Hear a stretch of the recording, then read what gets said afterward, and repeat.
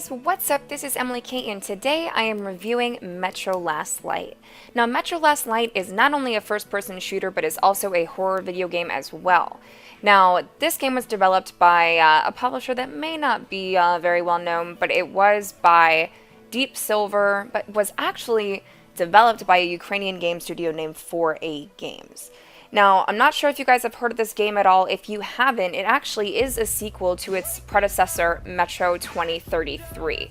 It was originally named Metro 2034, but they decided to change the name. Now, believe it or not, the series is actually based on a set of novels by a Russian author. I'm not even going to attempt his name, because I'm going to brutalize it.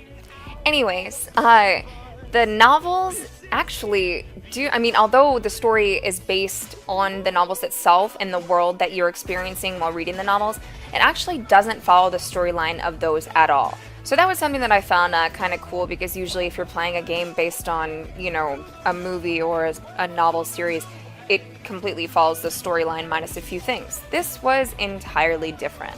Now, one thing that was actually surprising is that this game was not really promoted correctly, I guess you could say.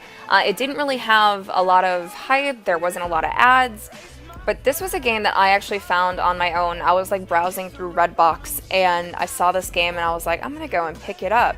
And I'm so happy I did, because once I started playing this game, I was literally glued to my monitor start to finish.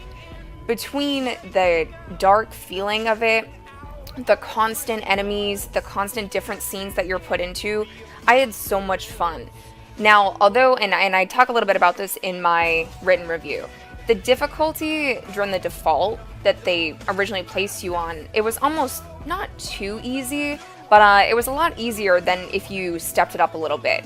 As you're going on, you're not only required to shoot things and animals on top of human enemies, you are also required to get gas mask refills, which I always find, gas masks are like super creepy anyway.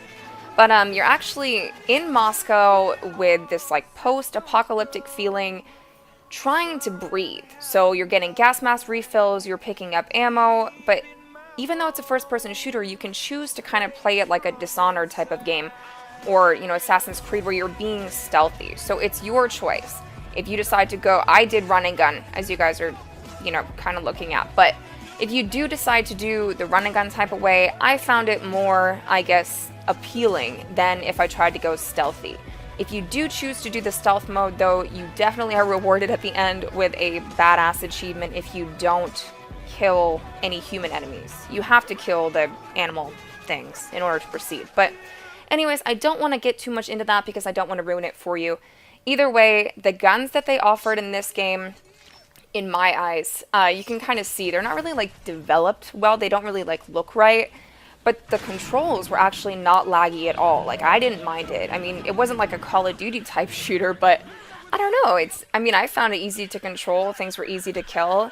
And as you're going on here, you have every, I guess, what you would think of that you would find in like a scary game. You have cobwebs, you have gas masks, you have blood, gore, and as you're going, you have blood on your mask. You have to stop, wipe it off in order to continue.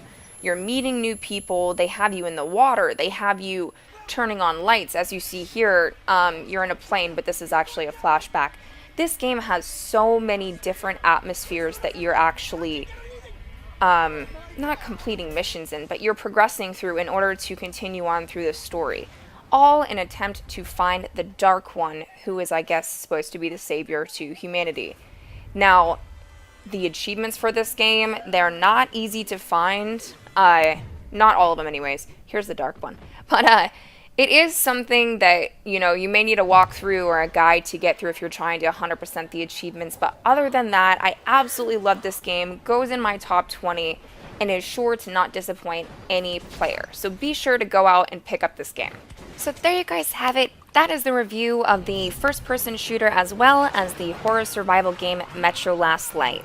Be sure to like, comment, fave, sub if you guys like what you see, and until next time, this is Emmaleighkate.